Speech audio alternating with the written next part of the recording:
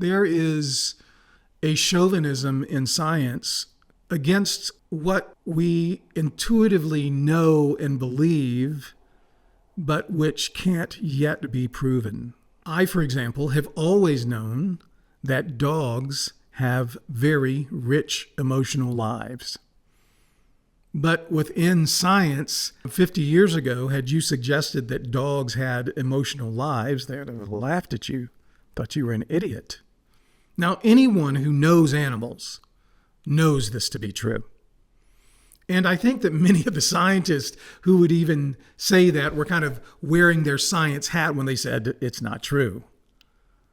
But in their hearts, they knew it was if they had ever lived and communicated with animals, with dogs. Humans. I love elephants, always have loved elephants. I think they're majestic. So many things. Just their scale, right? The size of elephants makes them rare and unique.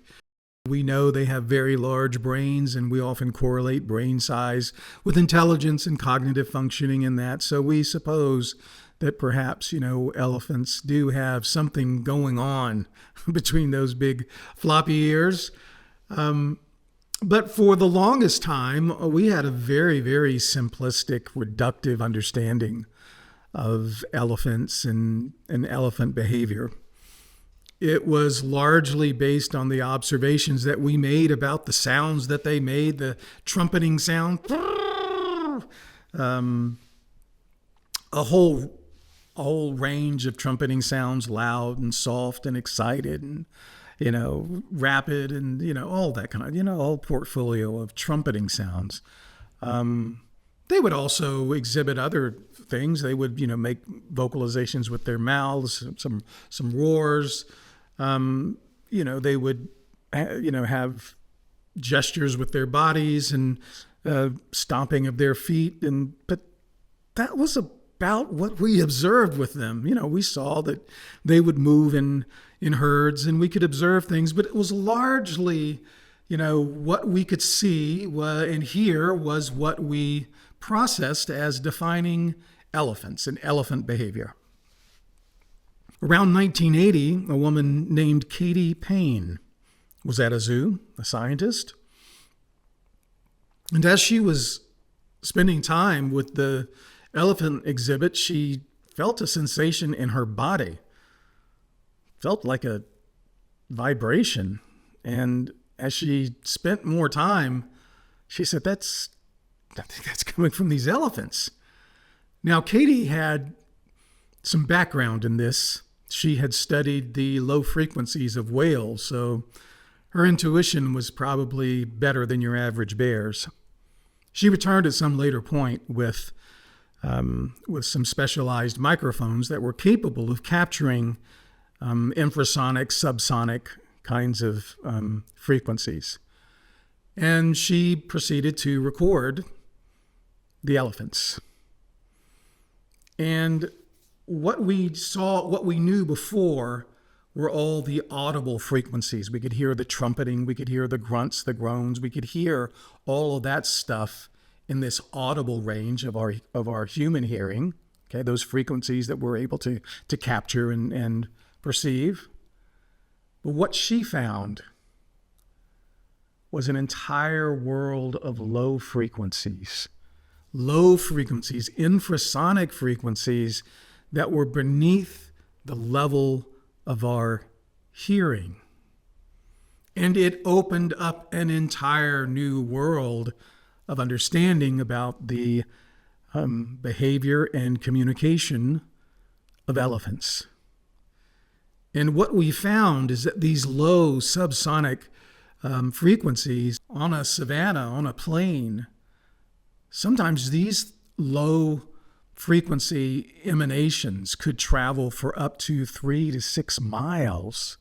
3 to 6 miles.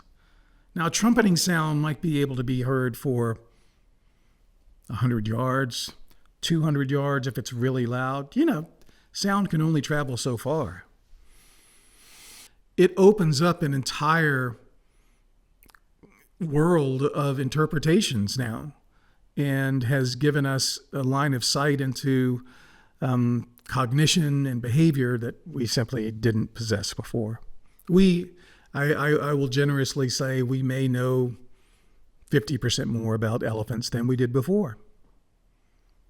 Well, that's interesting in and of itself to me, that as an episode in our awakening and our understanding of other creatures and other animals, that, these discoveries happen. Yeah.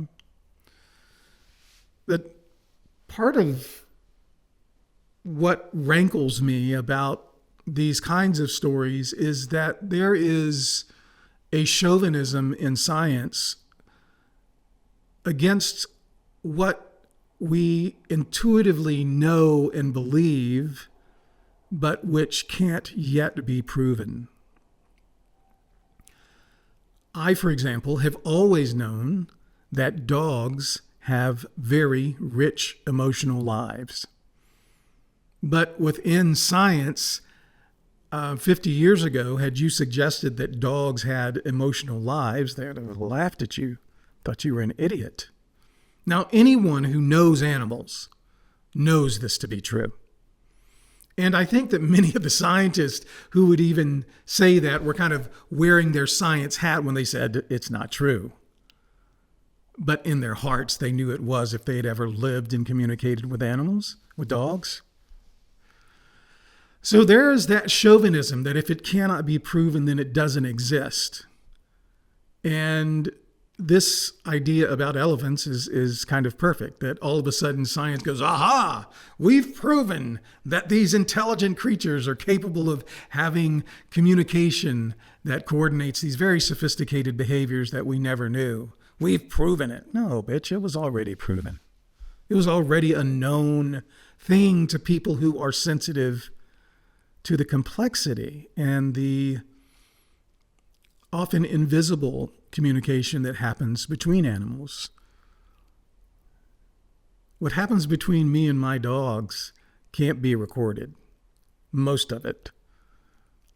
You could record a video of us and you wouldn't feel the energy between us. You could,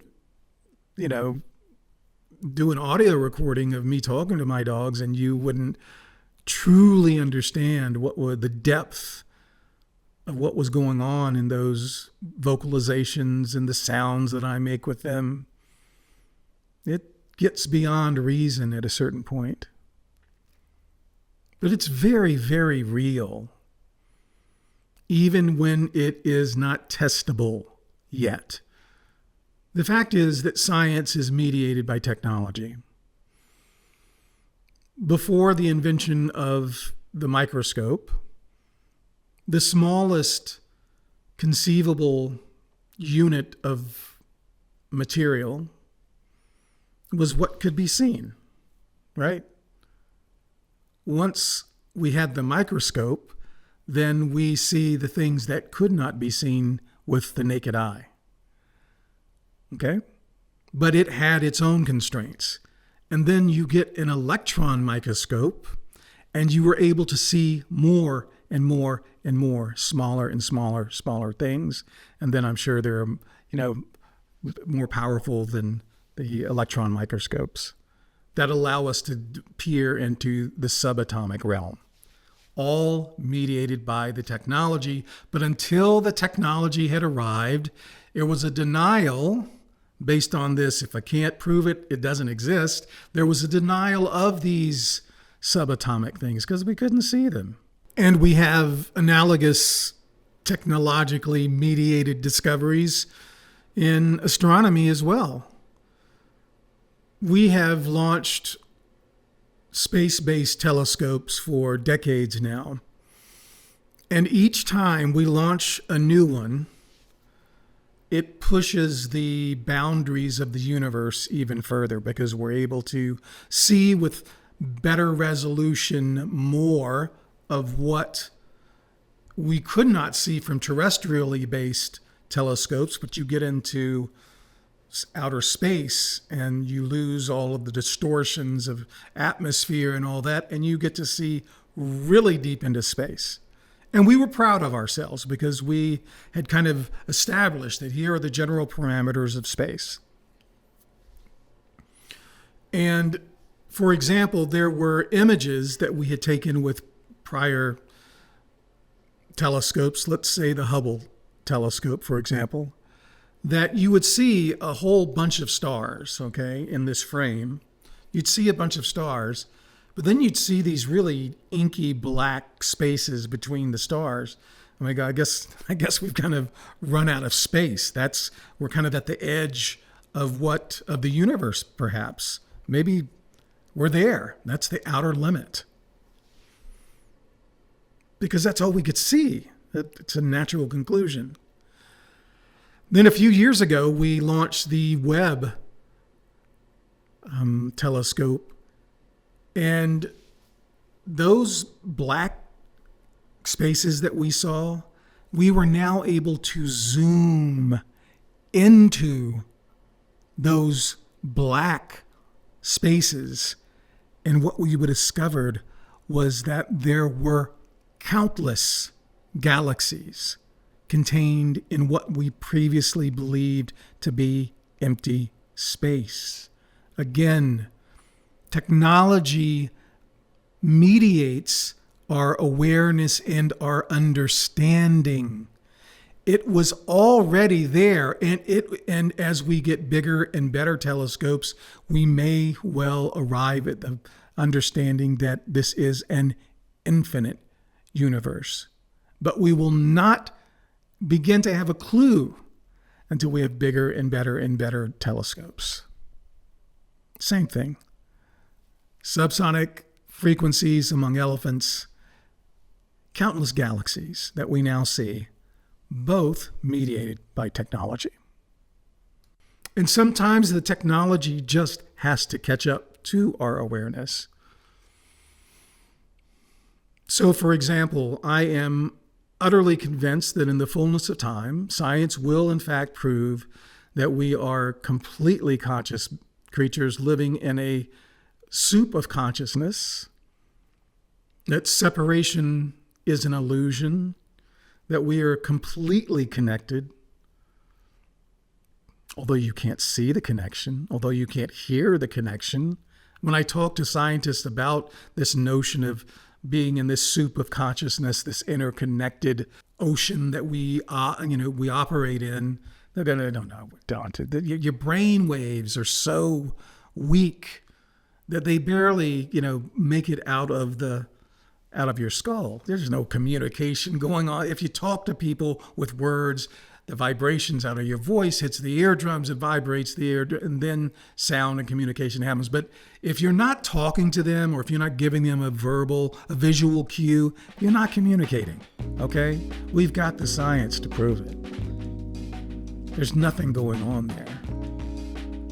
To which I'd say we have simply yet to develop the technology that is as sensitive to this particular kind of energetic emanation that flows between humans, this consciousness. We simply haven't developed the apparatus to measure it yet. But when we do, then we're going to go, aha, we've discovered that humans actually are constantly communicating through these, silent, energetic kinds of media. And science will trumpet it loudly. We've proven it. Proven what we've all known in our bones forever. So I think that this calls on us to have some epistemic humility, to understand that there's an asterisk above everything that we think we know, and that we need to be humble. And while we do, there is a great satisfaction in proving something with science. But the biggest things that bring meaning and power into my life may not be proven for decades. But I'll be damned if I'm going to wait until science finally catches up to our intuition and what we know in our bones. I'll be damned if I'm going to wait until science, plants its flags and says, aha. Bitch, I'm saying aha now. How about that? Catch me outside. Peace.